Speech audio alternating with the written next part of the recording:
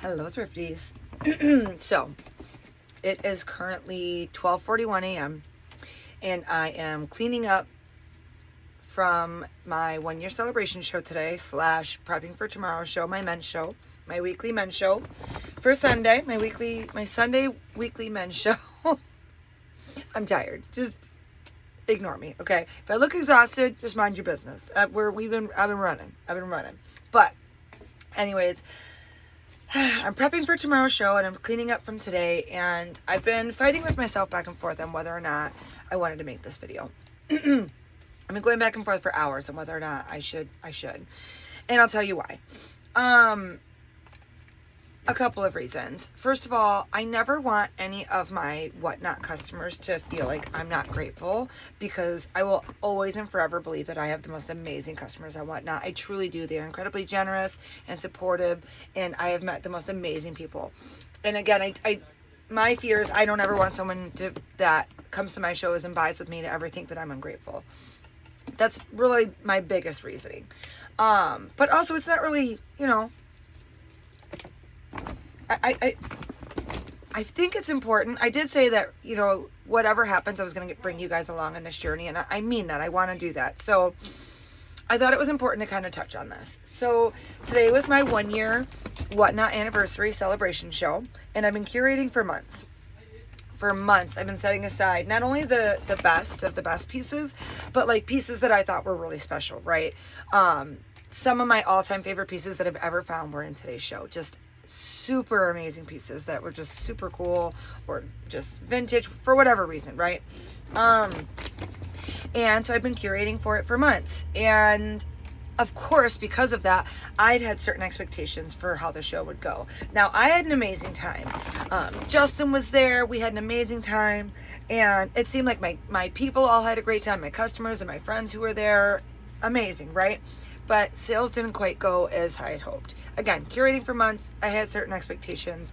A lot of things sold for less than I had hoped, which happens with Whatnot, right? You have pieces that sell for less, that you may even lose money on, and then you have pieces that sell for more, which usually make up for it. That's how Whatnot works. But overall, it just didn't quite go as I had hoped. But again, I had a great time, and my people had a great time.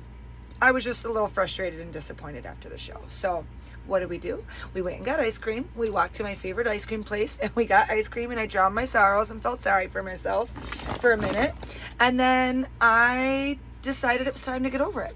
I felt sorry for myself, and then I reflected on it, and I decided that I learned quite a bit from it.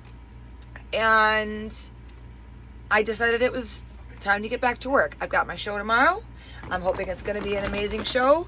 I'm exhausted, but we're going to do it anyways, because that's how this works. When you're trying to build a business, there's the good, the bad, and the ugly. And just having a show that doesn't go how you had hoped, how you had anticipated, even when it's a bigger show that you put a lot of time, effort, and money into curating, you're going to have days like that. You're going to have days like that. And I don't think that that's talked about enough.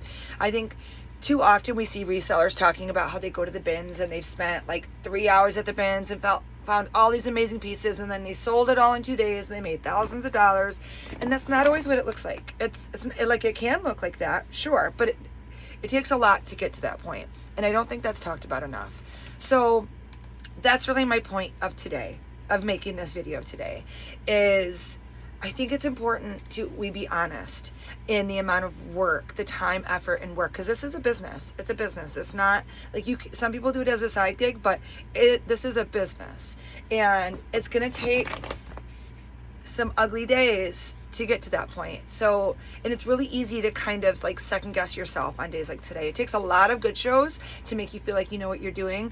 It takes one bad show to make you question everything. So I just wanted to say, don't give up, guys. Like, you're gonna have these days, no matter whether it's your biggest show ever that you've put together or just a quick pop-up, you're gonna have days like this. So don't let it deter you, and we just gotta keep it pushing, because that's what we do. We're gonna do the damn thing, and that's how it's done. So yeah, just wanted to come on and say don't give up, and I love you all. Bye, guys.